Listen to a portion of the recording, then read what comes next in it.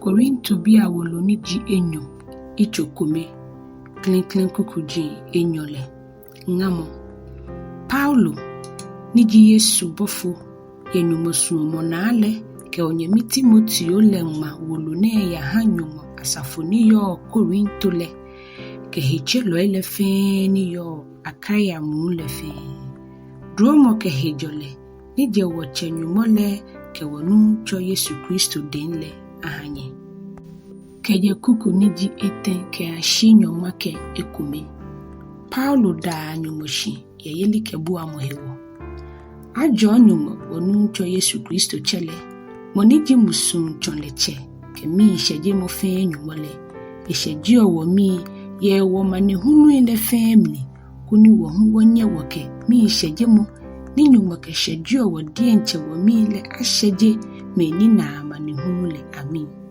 ejake boni Kristo amane hunu ile ba wono ke teki ono le na kaino ke Kristo hewole o mi sheje mo hu fa ke teki ono chikeji amane hunu wona jin ye mi sheje mo ke yiwala here mo hewoni ni keji wo mi asheje ohun jin ye mi sheje mo ni ha nye ke trishi to mi anye hi ke na kan amane hunu ni wona le no hewoni ni wo hi ni kanye no le buba ejake wole yake boni nye na amane hunu ile ekule na kan no ke nye na mi sheje mo le hu eku ejake anyemime wosumo ake woke womane hunu ni wona ye asiale atenye ake wona nocho feboni wonye pu ni wo hi ka wala no tete shimo odienche wona fan ake gbele fobu ka wono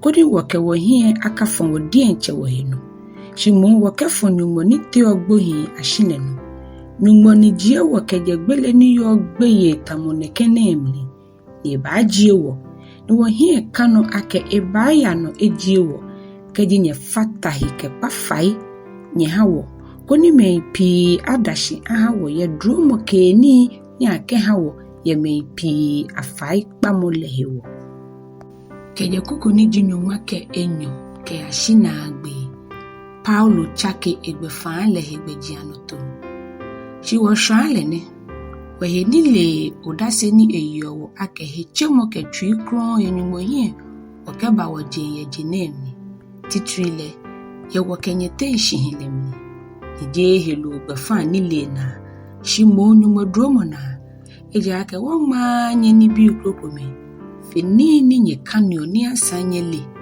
imi hie kano ake nye ale ke ulashihun tamoboni nye na nye lewo hu fa ke fa ake nye shwano jiwo tamoboni nye hu nye jiwo shwano ye nu cho Yesu Kristo bile enole ene no mikemi hie fo hewo mitomi ake mabanye wo chuchule koni nye na dromo shienyo noji ni mi ba chonye wo ke a Makedonia ni ansa makumise keje Makedonia mabanye wo eko koni nye ajie migbeke ya Yudia bele ni mito mi na kainle inflefle mikefe alo mi ni mitole bomodwemo miketo ni make ke dabi fen shikomi siano kwa foji nyumo ake owie mo ni wo kenye wiele eje no niko ke dabi fen shikomi eje ake nyumo bi Yesu Kristo moni mike Silvano ke Timoteo shie sande yenye tenle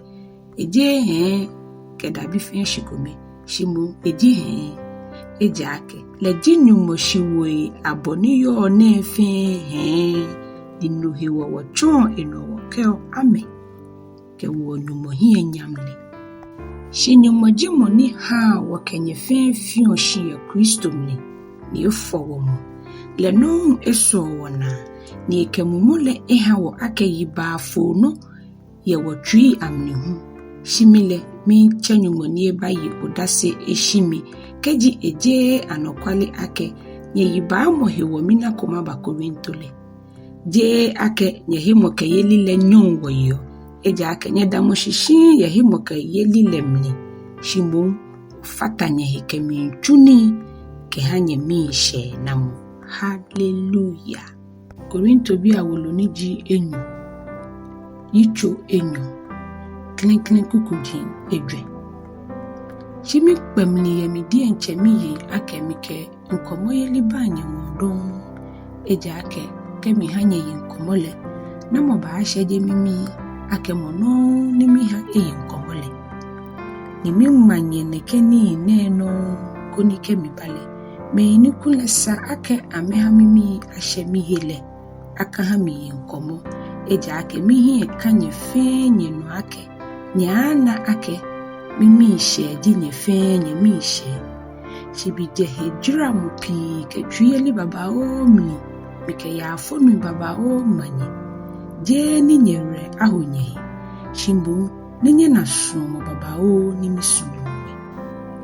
Keje kuku niji enu ke ashinyo make ete. Moni eton yenye tenle akefali. Shika muku eha aye nkomole. Jemi ni hami ye nkomole. Shiboni afe ni mina akaya shonle. Eha nye fe nye yi nkomo kuki. Akaimole. Ehie ni mepi ekanle fahale. Ewola agbene nye ke fahale mu. Ninye shejia emi. Koni nkomo ye litu le akaha enijianjewi. No ewole mi panye fai. Ninye manye suomole no mi nye hale. Eja ake ene hewo hu ni mi manye wolule. Koni mi kenna no gbeme ni jinye. Ake nye buoto eye no fe no gbefanlo. Shimoni nye ke no ko faalele. Mihu mi ke faale. Eja ake mihu no ni mi ke fale. Ke mi ke no ko fale. Mi ke fa yenye hewo ya Kristo ni. Koni Satani ni akashewono. Eja ake wole inga achoile. Shini mi batroyi ni mi bashia Kristo sane papale. Ya gbelegbe ahami ye nunchole mnile. Mina hejole ye mimumumni. Eja ake mina minye mitito wole. Mishe ame ni mi yinkete Makedonia. Keje kuku niji numake edwe. Ke ashi na agbe. Kunimyeli ya Kristo ni. Shidanyo moni chon Yesu Kristo no ni owo hi ebefebe ye ekunimyeli lemile. Ni echon wono eha enile maje le jiokpo ye hefe hele. Eja ake Kristo maje ni eke ha ni mojiwo. Ye meini ahereo ameyiwalale ke meini laji ole fe ate. Meini laji ole eti gbelengba ni ke moya gbele mni ha me. Shime krokro meile eji walama ni ke moya wala mni ha me. Nina musaha ne kenuchumo. Eja ake watamo mepi ni ke nibi krokro me futu wonu moye mole mnile. Shimo waruole mimi boni eja nyumo mole enyumo hii ya Kristo mne. Hallelujah.